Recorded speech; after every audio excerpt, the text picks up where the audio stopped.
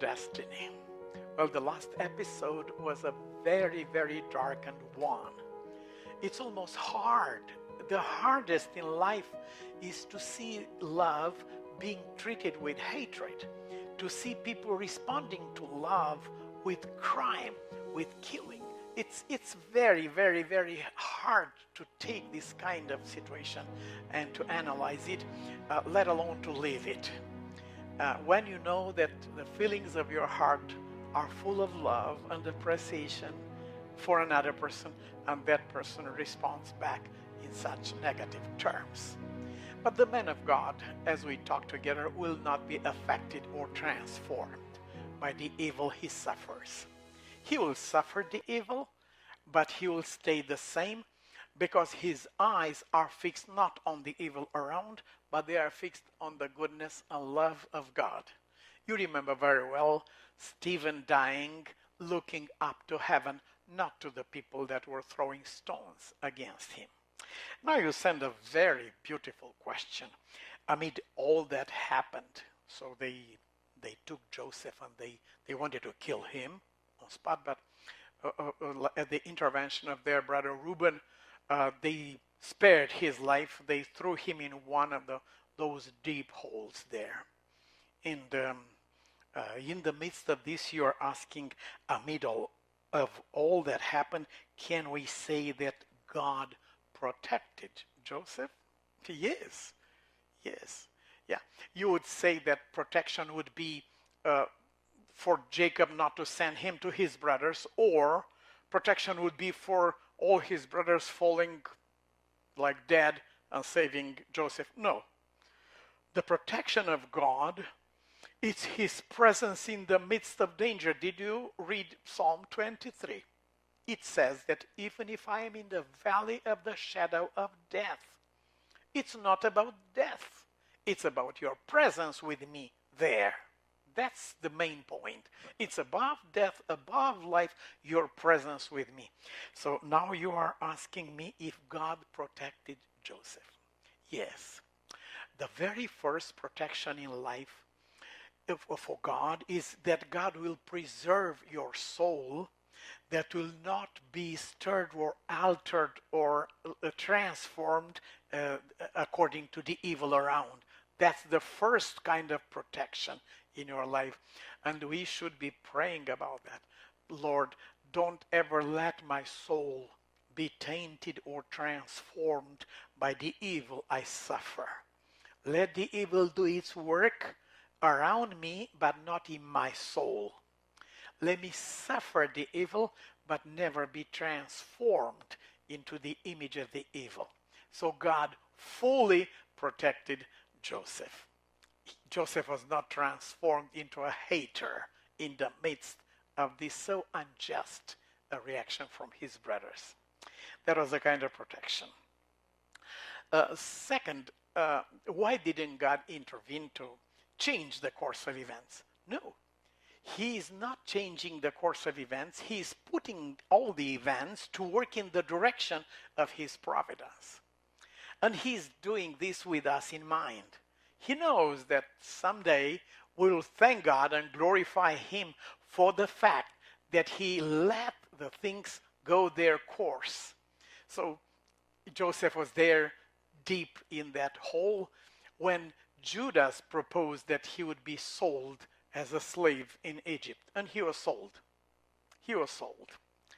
And at every time you see glimpse from the life of Jesus, we are going to come together sometimes in the same series, Dream and Destiny, and see how many of these aspects of Joseph's life were prophetic about Jesus.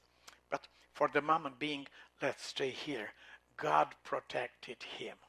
Yeah, but he was thrown there, and then he was sold. Yeah, this is the protection of God. God was having a higher plan than our immediate good. He was having in mind our eternal welfare. He was having in mind everybody around. And Joseph was cooperating with God at every single step. Yes, what is most important is that we don't ever hear a word of distress toward God. Lord, what's going on? Why don't you take these people out of my way? No, not one word. Joseph cooperates with God in every detail of the plan. Amidst of all the things that happened, that was the protection of God on his life. So when you pray for protection, don't try to tell the Most High what to do and how to act. Always try to feed your trust in Him and your confidence that everything He does, it is in the direction of your own salvation, of the salvation of many. Do we understand what's going on all the time? No. Most of the time we don't. But we trust God that everything He does is part of a grand design that will bring things to an end, to a glorious end, that will bring the glory of the name of God and the salvation of many. So Joseph would not understand what was going on, but he submitted himself fully to the plan of God. Did God protect him? Absolutely. Not only protected him, but as he told in the end of the story, he said, I know you meant evil, but God took this evil and turned it into good. May our eyes always be fixed on the one that can turn and transform the worst of all situations into an unimaginable blessing. Sometimes you think a fatal disease, a fatal accident, a horrible loss of a loved one, or other things, they are irreversible, irreplaceable, and they really are. This is a real experience, but things don't end here. We need to continue saying, yes, I know it's a irreversible situation and it's such a painful loss, but in the same time, I know, my God, that you can take my loss, you can take my suffering, even my defeat, even my worst mistake in life. If I commit them to you, in your hands, they become beautiful and glorious stories of the grace of God. Joseph was on his way to slavery to Egypt. He never imagined that his journey to see his brothers will end so tragically for the time being. But he always fed the hope that behind all these evils, there is something good that is prepared by God. I don't know the course of things, but I know who is behind the course. I know who holds the future. I know who holds the unknown, the mysterious. I know who holds the powers of life and death. That's all I know. The way he will act, it's not revealed to me yet.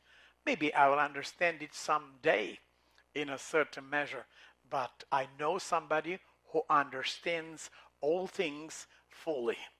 These are the thoughts that were in Joseph's heart as he was delivered to the slave traders going to Egypt. He was not going to Egypt. He was going in the path of God's dream with his life. It's this dream of God with him that became his dream with God. It is this dream that kept him alive, that kept him running, kept him going, hoping every single day that he will see and understand the ways of God. Yes, it proved true. His patience was rewarded. His trust in God, unimaginably rewarded. God never betrays the one who trusts him. I wanted to leave my youngest daughter behind me when I go with my wife for to buy a few things, and I wanted to just sneak around her and go out, but she was alone in that room, and then I watched her to see how she would react, and she would talk to herself, that maybe we went buying something without her, but still she shook the thought and she said, "No, Nicholas will never go without me," she said. And she was 3 years old. I almost fainted. I went in that room, I took her on my back, and I went to the car. When my wife saw me with her on my back, "Why did you take her?" I said I could not go over her words that Nicholas will never let me alone or let me behind. And this is the same with our God. Whatever situation would be, trust God. He will never betray the one that trusts him.